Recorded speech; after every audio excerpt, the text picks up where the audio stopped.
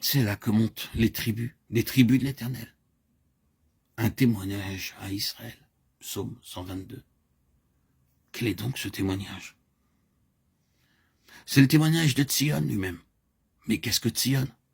Regardons l'histoire de Tzion et vous aurez l'explication de ce qu'est le témoignage.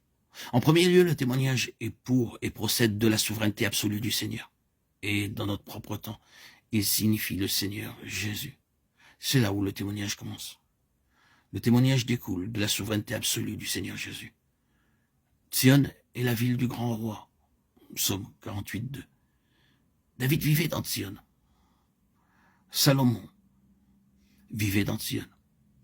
Considérons très brièvement son histoire.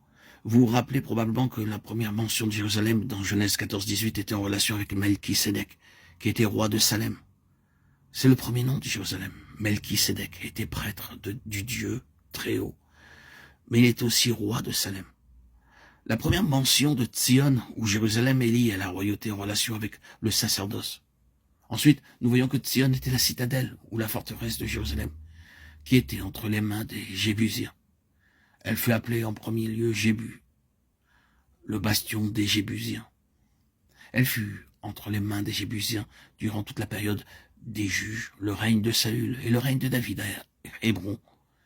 Mais quand tout Israël vint à Hébron faire de David leur roi doublement établi dans sa royauté, alors il est allé à Jébu.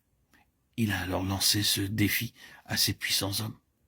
Quiconque battra le premier les Jébusiens sera chef et prince. 1 Chroniques 11:6. Joab monta le premier, mais c'était une forteresse qui était considérée absolument inexpugnable par les Jébusiens. Car il disait, l'aveugle et le boiteux sont suffisants pour défendre tout cela. Or, ce n'est pas seulement une histoire. Il y a quelque chose dans tout cela qui renferme une immense signification et qui nous concerne vous et moi. L'établissement du Seigneur Jésus dans la souveraineté absolue n'est pas un jeu d'enfant. Considérons-le dans son propre cas.